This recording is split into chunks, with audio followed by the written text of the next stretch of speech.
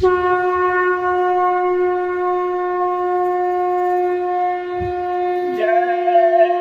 गुरुदेव, जय गुरुदेव। बेन सतगुरु कोई राह न पाई, महिमा उनकी कहीं न जाई। हाथ जोड़कर विनय हमारी, हो जाओ सब शाकाहारी।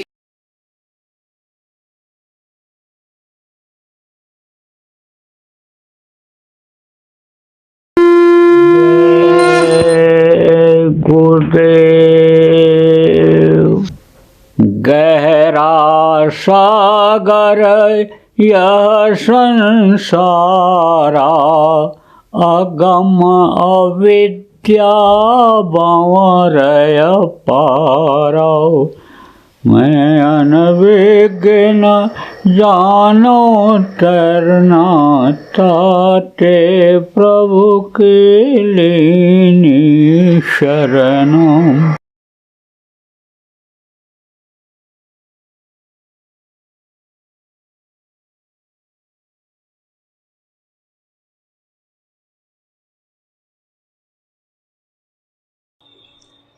गुरु महाराज ने एक बार हुक्म दिया था, 1 करोड़ लोगों ने उस समय बोरा टाट पहन लिया है।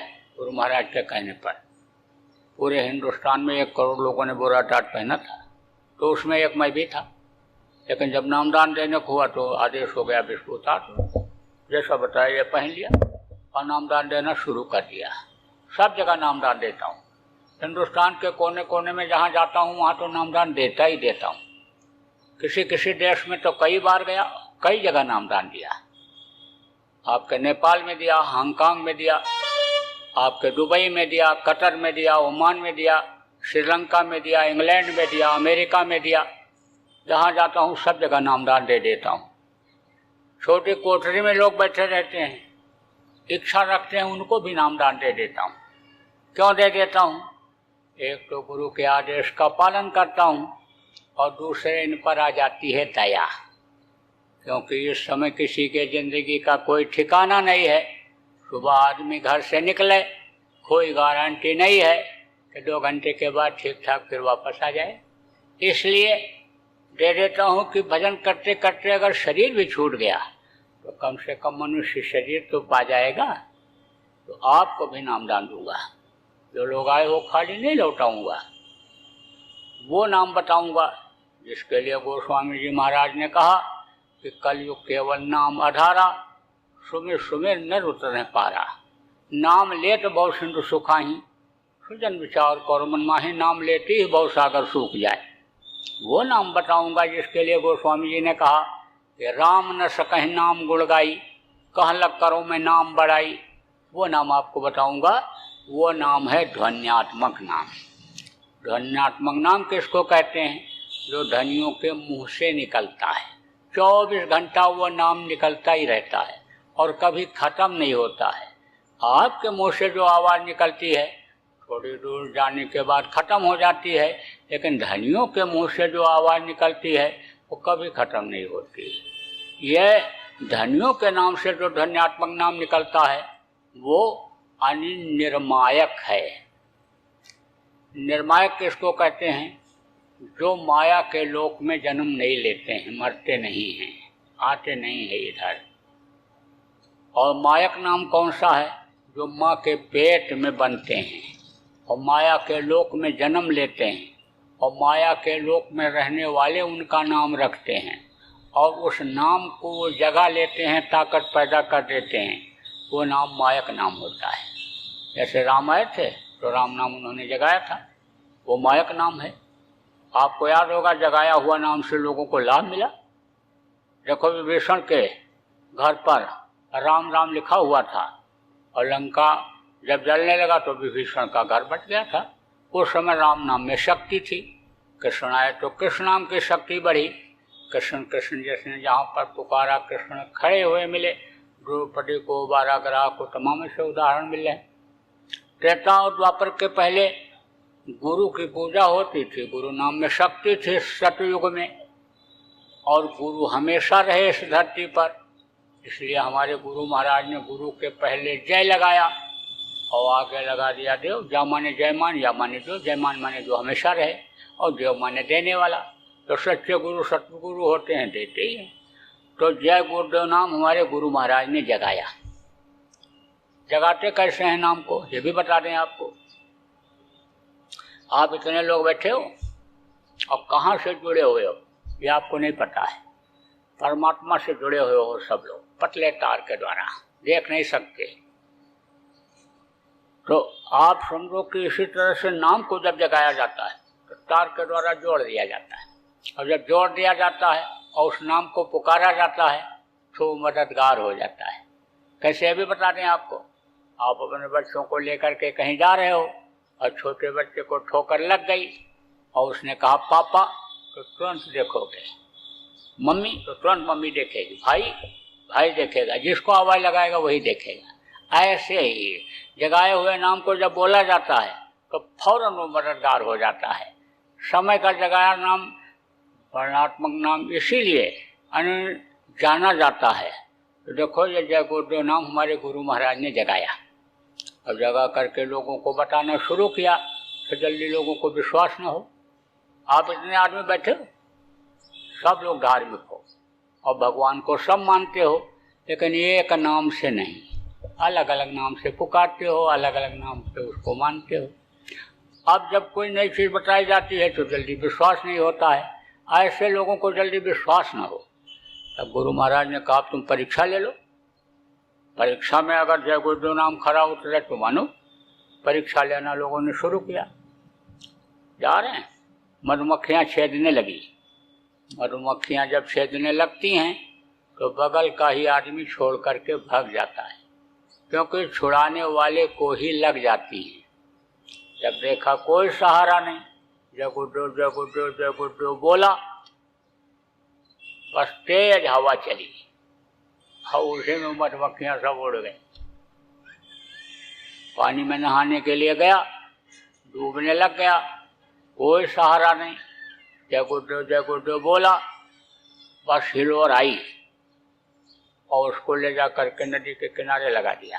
जान बच गई। मरते समय पीड़ा दर्द बहुत होता है। हजारों बिच्छू के डंक मारने इतना दर्द बदन में मरते समय होता है। कहा ना सहजोबाई ने कि सहजो मौत के समय पीड़ा उठे अपार, बिच्छू 60,000 जो डंक मारे अक्सर। तो जब दर्द शुरू हुआ तो प्रेमी ने 10 बार जय गुरुदेव बोल दिया कान में। बोलते ही रोना चिल्लाना बंद। आँख खोल करके मरने वाला बोला कि वो जल्लाद सब हट गए, जो मार रहे थे, कूट रहे थे, झुलसा रहे थे, सब हट गए। आराम से जा रहा हूँ। खूब परीक्षा लिया लोगों ने। आपके मन में किसी का शंका हो जाए तो एक बार परीक्षा ले लेना। अरे आप ही नहीं, प्रचार कर दो प्रेम में। कोई भी शाकाहारी, सदाचारी, नशा मुक्त व्यक्ति मुसीबत के समय जय गुरुदेव नाम बोल करके फायदा उठा सकता है। तो ये तो है वर्णात्मक नाम, मुँह से लेने वाला जय गुरुदेव नाम। अब आगे का समय बहुत खराब आ रहा है। उस खराब समय से बचना है, लोगों को बचाना है। तो जय गुरुदेव नाम से मदद मिलेगी, लेकिन जब बताओगे तो नहीं, ये जाएंगे भूल। और रटा दोगे तो मदद हो जाएगी। जो चीज़ रट जाती है वो जल्दी नहीं भूलती है। अपना नाम कहीं भूलता है? बुढ़ा गांव का नाम, पिता का नाम भले भूल जाए, अपना नाम नहीं भूलता है। रामलीला हो रही थी तो हनुमान जी की हो गई तबीयत खराब। तो बोले भाई, जो हनुमान जी जिनको बनाया जाता था वो तो हो गए बीमार, तो अब किसको हनुमान जी बनाया जाए? तो एक आदमी ने कहा मोटा तगड़ा है हलवाई, उसको बना दिया जाए। मैनेजर ने कहा वो क्या बोल पाएगा, क्या कह पाएगा, क्या बन पाएगा, उसको क्यों? लोगों ने कहा नहीं, सिखा दिया जाएगा, उसको रिहर्सल करा देंगे, कर ले जाएगा। बोले अच्छा बात कर लो।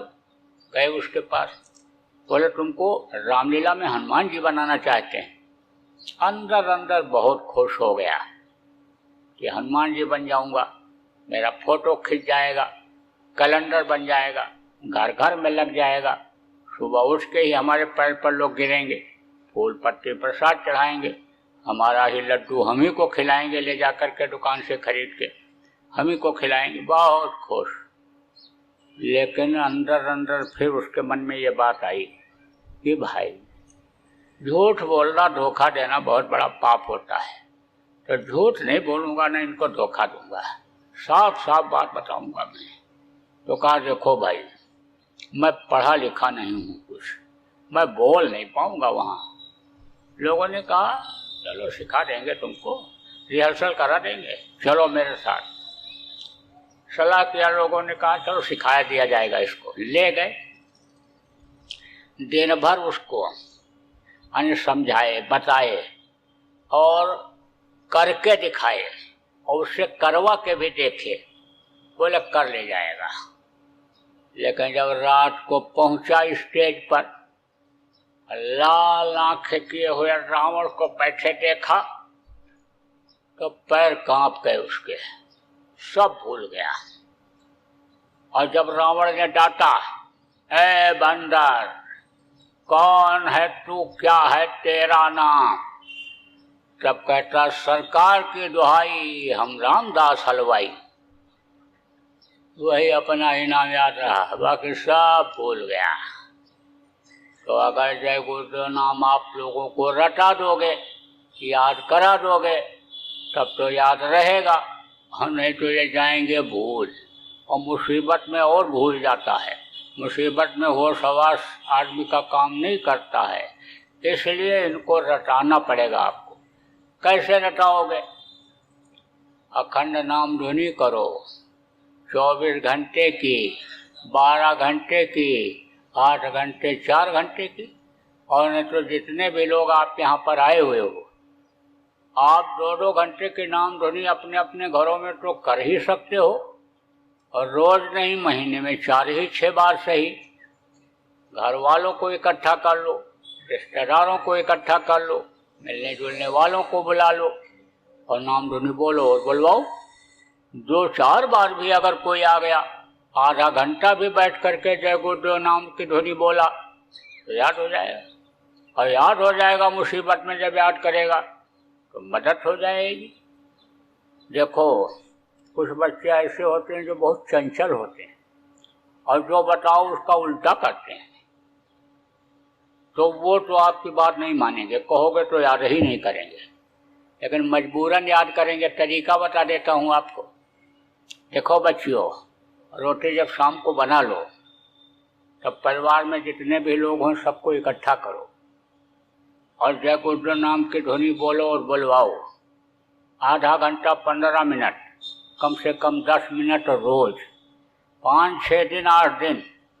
अगर आप जय गुरुदेव नाम ध्वनि बोलने के बाद और फिर रोटी खाना खिलाना शुरू करोगी, रोटी बांटना शुरू करोगी, तो बच्चों को मालूम हो जाएगा कि बगैर ध्वनि बोले खाने को मिलेगा नहीं। तो जैसे कुकर सीटी देगा, तैसे दादाजी चलो, काका जी चलो, भाई जी चलो, चलो चलो चलो ध्वनि बोला जाए, मालूम हो जाएगा अब बन रहा है, दाल तैयार हो रही है, अभी रोटी सीख जाएगी, मिल जाएगी, चलो तब तक ध्वनि बोला जाए। मालूम हो जाएगा बगैर ध्वनि बोले मिलने वाला नहीं है, तो रट जाएगा, उनको रट जाएगा, तो बोलेंगे तो मदद हो जाएगी, आपको निश्चिंतता हो जाएगी। इसलिए ये आप करो बच्चों के लिए। आपके मिलने जुलने वाले जो भी लोग हों, कैसे भी हों, आप उनको बता दो कि जय गुरुदेव नाम की ध्वनि बोलते बोलते फिर सो जाओ। जब तक नींद ना आवे तब तक जय गुरुदेव नाम की ध्वनि बोलते रहो। भाव उनके अगर अच्छे रहेंगे तो तुरंत उनको फायदा होना शुरू हो जाएगा, और नहीं तब कुछ समय लगेगा। जय गुरुदेव नाम की ध्वनि बोलते बोलते जब उनके कर्म कटेंगे तब उनको सद्बुद्धि आएगी, और फिर तो आपको खुद खोजेंगे। फिर उनको समझा देना कि शाकाहारी हो जाओ, सदाचारी हो जाओ, नशा मुक्त बन जाओ, मेहनत ईमानदारी की कमाई करो कि जिससे तुमको बरकत मिले, मेहनत ईमानदारी की कमाई खाओ कि जिससे अन्य बुद्धि सही रहे, और मनुष्य शरीर ये किराए के मकान की तरह से है, इसको एक दिन खाली कर देना पड़ेगा। यह पूजा उपासना भगवान की प्राप्ति के लिए, देवी देवताओं के दर्शन के लिए, अनहद वेदवाणी सुनने के लिए मिला है, इसलिए नामदान लेकर के अपना असला काम कर लो। ये सब काम जिसके लिए मिला वो काम अपना कर लो मनुष्य शरीर पा करके, तब समझा देना बाद में। सुमिरन ध्यान भजन समझा करके भजन करा दें। तो अब आप ये समझो कि इस तरह से आपको यानी समझ लो कि जय गुरुदेव नाम के बारे में लोगों को बताना है। अब कैसे बताओगे? कोई पूछेगा भाई ध्वनि कैसे बोलेंगे, तो भी जानकारी जरूरी है। देखो आपको इस तरह से बताना है लोगों को कि जय गुरुदेव जय गुरुदेव जय गुरुदेव जय जय गुरुदेव। चाहे जोर से बोलें चाहे मन में बोलें, लेकिन कह दो सब लोगों रात को सोने के लिए जाओ, बस ऐसे बोलते बोलते फिर सो जाओ। सबको बता दो, बच्चों को भी, परिवार वालों को भी, रिश्तेदारों को, मिलने जुलने वालों को, सबको बताओ जय गुरुदेव नाम के ध्वनि के बारे में। बहुत से लोग तो पहले ही रखवा लेते हैं, लोटा धोती लंगोटी अनाज बिस्तर सब पहले ले आओ, तब कान फूकते हैं, तब शरीर जला के छाप लगाते हैं, लकड़ी बांध करके गले में पहचान बनाते हैं। तो यहाँ तो न कंठी बांधना है, न यहाँ आप समझ लो छाप लगाना है, न यहाँ कान फूकना है, यहाँ आपको न घर छोड़ना है, न जमीन जायदाद छोड़नी है। कुछ नहीं बताया जा रहा कि घर छोड़ दो साधु बन जाओ, आप गृहस्थ आश्रम में ही रहो। है तो आपके पास अच्छा खाओ शाकाहारी भोजन, है तो आपके पास अच्छा पहनो, है तो अच्छे मकान में रहो, अच्छे गाड़ी घोड़ा पर चलो, और नहीं है तो उसको पाने के लिए मेहनत ईमानदारी कायम करो, दिल दिमाग बुद्धि सही रहे, उसके लिए शाकाहारी सदाचारी रहो, ये बताया जाता है। हमारे यहाँ तो देखो सब एक साथ बैठे हैं, कोई किसी से पूछता है कि तुम किस जाति के हो, किस वर्ण के हो, कौन से धर्म के मानने वाले हो, क्या कोई कुछ नहीं पूछता है ना। जात पात पूछे नहीं कोई, और हरि का भजन सो हर का होई। आपको भजन करना सिखाया जाता है, आप भजन करते हो तो भजनानंदी हर किसी का होता है। और उसने तो कोई जात पात मालिक ने बनाया नहीं, न हिंदू बनाया, न मुसलमान बनाया, न सिख बनाया, न ईसाई बनाया, न ब्राह्मण बनाया, न क्षत्रिय बनाया, न वैश्य बनाया, न शूद्र बनाया, ये तो सब आपने बनाया। उसने क्या बनाया? इंसान बनाया। हड्डी सबकी एक जैसी, ऊन सबका एक जैसा, मांस सबका एक जैसा, चमड़ी सबके, और आँख कान मुंह टट्टी पेशाब का रास्ता सबके। तो जीवात्मा जो है सबके अंदर एक जैसी है।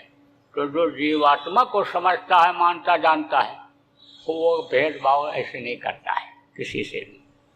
लेकिन आप समाज में रहते हो और आपके समाज की व्यवस्था है, तो उस व्यवस्था को भी हम नहीं तोड़ना चाहते हैं। तो जहाँ पर आप रोटी खाते हो जिसके साथ शाकाहारी भोजन उसी के साथ खाना, जहाँ लड़का लड़की का आप शादी ब्याह करते हो वहीं पर आप करना। हमारे तरफ से कोई रोक टोक नहीं है। ये जरूर कहता हूँ कि लड़के लड़कियाँ जब बड़े हो जाएं, पढ़ लिख लें, शादी के काबिल हो जाएं, तो देख करके समय से कर दो। बच्चे बच्चियों को अपने लिए न खोजना पड़े, क्योंकि उनको जीवन का उतना अनुभव होता नहीं है, तो वो रूप रंग में फंस जाते, कोई पढ़ाई लिखाई या धन दौलत में फंस जाते हैं, तो 2 महीना भी शादी का नहीं होता है और तलाक के मुकदमे चालू हो जाते हैं। और दहेज का मुकदमा लगा नहीं कि घर भर चले जाओ और जेल की हवा खाओ, तो ऐसी नौबत क्यों आवे। इसलिए समय से काम कर दिया करो। जिम्मेदारी बनती है आपकी आपके बच्चों के लिए कि उनका भी आप संस्कार समय पे सब कर दो। तो ये जरूर कहता हूँ। तो उस मर्यादा को भी नहीं तोड़ना चाहता हूँ कि जो हमेशा से रही है, ऐसे अवसर पर दक्षिणा देने की। दक्षिणा आप दे दो। देना क्या है आपको? आप अपनी बुराइयों को यहीं छोड़ जाओ, बुरे कर्म मत करना। अभी तक जो आपने मांस खाया, मछली खाया, अंडा खाया, शराब पिया, ताड़ी अफीम का सेवन किया, दूसरी औरत के साथ बुरा कर्म किया, अब आप मत करना। तौबा कर लो, कान पकड़ लो, अब ऐसी गलती मत करना। देखो जैसा मैंने शुरू में बताया कि मांस खाने से खून बेमेल हो जाता है, तरह तरह की बीमारियां हो जाती हैं, डॉक्टर दवा खिलाता जाता है, तकलीफ नहीं जाती है, बुद्धि ठीक से काम नहीं करती है। इसलिए गलत काम हो जाता है और उसकी सज़ा भोगनी पड़ती है। इसलिए मांस नहीं खाना चाहिए, मांस मत खाना। देखो बच्चियों, समझ लो, जो जानवरों को मारता है, काटता है, मांस को निकालता है और लाता है, पकाता है, और जो परोसता है, खाता है, खिलाता है, सबको बराबर पाप लगता है। तो पाप से बचना, पाप कर्म अब नहीं होना चाहिए। घर में मांस, मछली, अंडा आना नहीं चाहिए। मछली क्या है? तालाब की सफाई के लिए बनाई गई। कोई भी गंदी चीज़ आप तालाब में डाल दो, मछली खा जाए, खकार के थूक दो, टट्टी करके धोने के लिए जाओ, टुकड़े गिरेंगे, मछली खाए। आप समझो कोई गाय, बैल, भैंस, सुअर, बकरा बह करके नदी तालाब में आ जाए तो मछली उसको खाती है।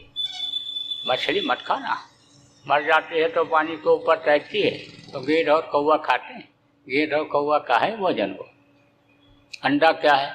ये माताएं मासिक धर्म होती हैं, खराब खून जब इकट्ठा हो जाता है तो बच्चा बन जाता है, और मुर्गियों का खराब खून, उनके टट्टी पेशाब का खराब हिस्सा जब इकट्ठा हो जाता है तो वही अंडा बन जाता है।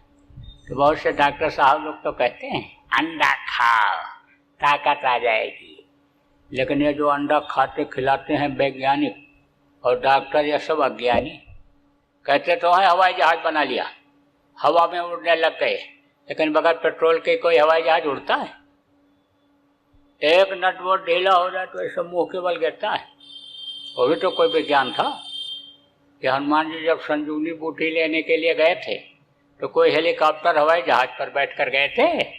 उड़ करके गए थे, पूरा पहाड़ उठा करके ले आए थे।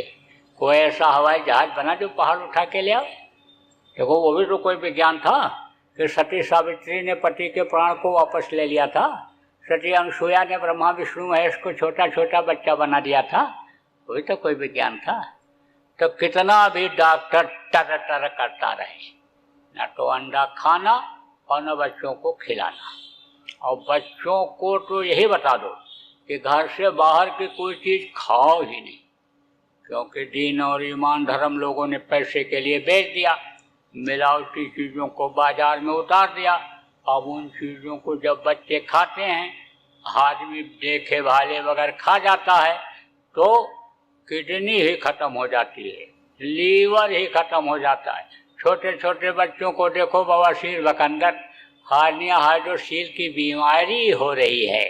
तो उसका क्या कारण है? कारण यही है कि देखते बालते नहीं, अच्छा लगा जुबान के स्वाद के लिए खाते चले जाते हैं। बहुत से लड़के बाजार की चीज़ों को खाते हैं, घर में रोटी एक आध टुकड़ा। तो उनको यह आदत डालो कि घर की ही बनी हुई चीज़ खाएं और जो पसंद आवे बना के खिला दिया करो। तो अंडा मत खाना और शराब मत पीना। 1000 बुराई शराब में। जो शराब पीता, मांस खाता, व्यभिचार करता, खून कत्ल करता, बाल बच्चों को मारता, जमीन जायदाद को बेचता, क्या क्या बुरा कर्म नहीं करता है। मुसलमान की किताब में लिखा है कि एक कतरा भी शराब का अगर जिस्म पर पड़ जाए तो उसको काट करके फेंक देना चाहिए। और हिंदुओं के यहाँ लिखा है पियो, लिखा है गंगा जल कृत बारुण जान और तदप न संत करें ते पाना। गंगा जल जैसे जल में चाहे शराब बनाया गया हो तो नहीं पीना चाहिए, शराब मत पीना। और दूसरी औरत के साथ बुरा कर्म मत करना। 7-8 साल के बच्चे भी इसको कर सकते हैं। पहले तो औरतों को अधिकार ही नहीं दिया गया था इसको करने का, तब ये कैसे पार होती थी? पुरुष की सेवा करके। और अब पुरुष अपने ही पार होने का नहीं कर पा रहा है तो इनको क्या पार करेगा? इसलिए सबको अधिकार दे दिया गया, सब करो उसी तरह से कि जैसे जो अपने मुंह में डालता है उसी के पेट में जाता है, ऐसे ही जो करेगा उसी को मिलेगा। यह जैसा नियम बना लिया आपने कि 1 घंटा सुबह और शाम हमको बैठना है तो 1 घंटे से कम मत बैठना, और नहीं तो मन ये उठा देगा आपको। मन के कहने पर अगर शरीर को उठा दिया तो फिर कुछ नहीं मिलने वाला है। तो नियम बनाओ, आदत डालो। और अच्छा तो ये होगा कि शाम के समय आप जितने भी लोग यहाँ पर आए हो कहीं एक जगह पर इकट्ठा होकर के कर लो। शाम को रोटी पानी बच्चियों बनाना रहता है तो आप लोग दिन में बैठ जाया करो। एक साथ बैठ करके करने में क्या फ़ायदा रहता है कि कोई चीज़ भूल जाओ, भटक जाओ तो पूछ लो। किसी की साधना अच्छी बनती है, आपकी नहीं बनती है, पूछोगे तो उसे बता देगा, समझा देगा। तो सामूहिक ध्यान भजन का बड़ा लाभ मिलता है। साप्ताहिक सत्संग, प्रभात फेरी, इनका भी बड़ा लाभ मिलता है। प्रभात फेरी बताया गया, जब से लोग निकालने लगे, घुटने का दर्द खत्म हो गया, गैस की बीमारी खत्म हो गई, तमाम रोगी स्वस्थ हो गए। तो कई फायदे होते हैं इसको करने से, ध्यान भजन करने से बहुत फायदा होता है। प्रचार प्रसार इससे कर्म करते हैं। देखो, जो मौसम के बदलाव से या खाने पीने से रोग हो जाता है, वो तो दवा से ठीक हो जाता है। और जो कर्म रोग होते हैं उसको काटना पड़ता है सेवा के द्वारा, भजन के द्वारा, इसके द्वारा। जब कर्म करते हैं तब तकलीफ दूर होती है। देखो, प्रार्थना सब लोगों को याद होना चाहिए और प्रार्थना बोलना चाहिए। भजन में मन न लगे, ध्यान में मन न लगे तो प्रार्थना ही बोलना चाहिए। 2-4 प्रार्थना, 3-4 प्रार्थना तो याद ही होनी चाहिए। तो प्रार्थना से क्या होता है, तड़प जगती है। और प्रार्थना जब वहाँ आवाज़ पहुँचती है तो वो सुनवाई कर लेता है, स्वीकार कर लेता है। तो प्रार्थना याद होनी चाहिए। बोलो जय गुरुदेव, जय गुरुदेव, जय गुरुदेव, जय गुरुदेव, जय जय गुरुदेव।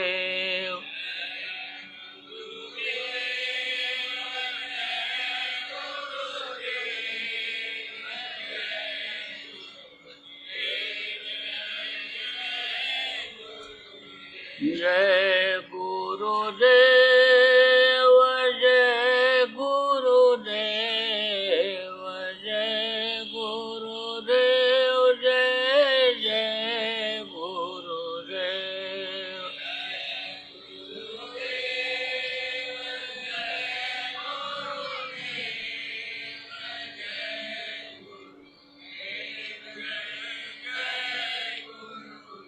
जय गुरुदेव, जय गुरुदेव, जय गुरुदेव, जय जय गुरुदेव।